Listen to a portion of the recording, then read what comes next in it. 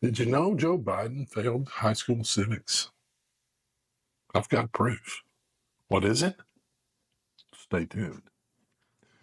Hi, I'm Dr. Ken Henry, and this is Conservative Commentary, where we spread the MAGA message. Hey, before we begin, please do me a favor. Please like, comment, share, and subscribe. It really helps us grow the channel and get the message out. And if you have time, go over to youtube.com/@the MAGA message and check out our other videos. So how do I know that Joe Biden failed high school civics? On the way out the door, in his last public speech, Joe Biden declared that the 28th Amendment, the ERA, was the law of the land. Just over 100 years ago, a pioneering group of women proposed the Equal Rights Amendment to enshrine the principles of gender equality in our Constitution. Throughout my career, I've been clear: no one should be discriminated against based on their sex. And in order for the amendment to be ratified, it requires 3/4 of the states to ratify it. That benchmark was passed when Virginia ratified the ERA a few years ago. Today, I affirm the Equal Rights Amendment to have cleared all the necessary hurdles to be added to the U.S. Constitution now. Now, let me back up and inform Joe of a couple things. One, the President of the United States has nothing to do with amending the Constitution. Nothing. Zero. So, Joey, I'm sorry. Your declaration matters not. It's only when the National Archivist makes the determination and adds it to the Constitution that the Constitution is amended.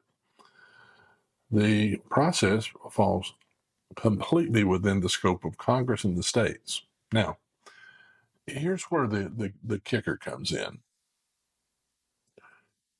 In 1972, Congress, with both chambers with the supermajority, passed the ERA, the 28th Amendment.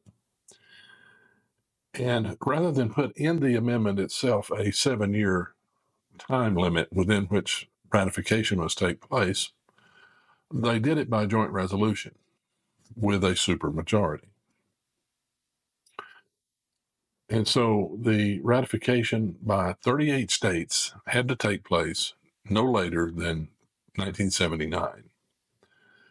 In 1979, just before the time expired for ratification, Democrats in the House of Representatives passed a resolution, but not by a supermajority, and sent it to the Senate, and it passed there, but not by a supermajority.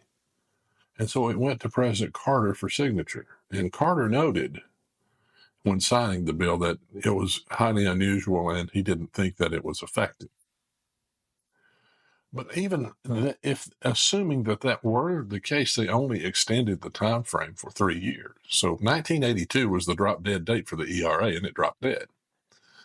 In 2020, Virginia passed a resolution to ratify the 28th Amendment, the ERA. Sorry, Virginia, there is no Santa Claus.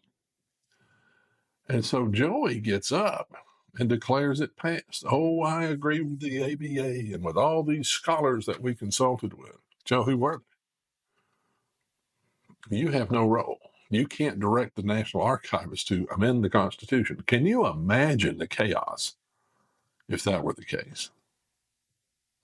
And so, Joe, all you've done is, again, sullied your reputation because some fool in your administration wants to stir things up. Some flaming feminazi writes a speech, and you go out there and deliver it.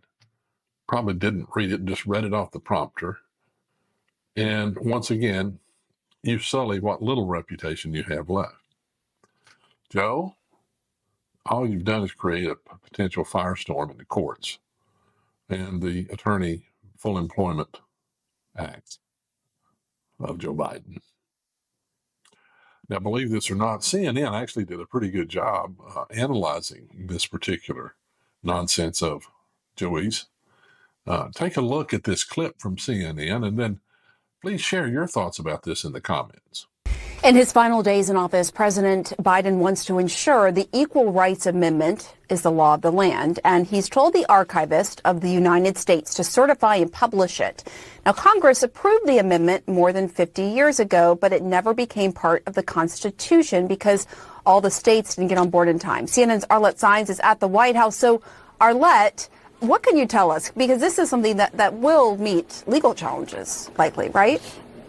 It certainly will, Pamela, and this has been a long, winding road for the Equal Rights Amendment. It is President Biden's belief, he said today, that this is ratified, that it is the law of the land, but there are real questions about where this goes next. As you mentioned, the Equal Rights Amendment, which enshrines women's rights, was passed in 1972, but it took decades to actually get the necessary states to ratify it. It requires for a constitutional amendment for 3/4 of the states to sign on, and it wasn't until 2020 when Virginia became the 38th state to ratify this amendment. But then that's where part of this hits a snag. There was an initial deadline for ratification, which was passed. And then also there are some states who have since rescinded their ratification. But President Biden is saying that he is siding with the American Bar Association's analysis, which has determined that they have cleared all legal hurdles to make the Equal Rights Amendment a constitutional amendment. President Biden said it is long past time to recognize the will of the American people.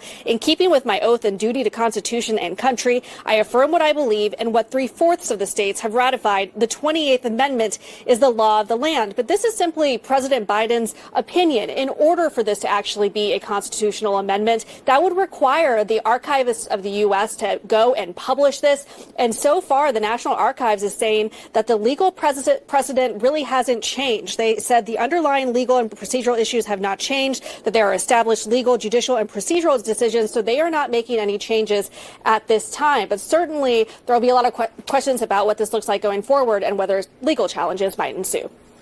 All right, Arlette Saenz, thank you so much. Clearly, President Biden trying to make a statement as he leaves the White House.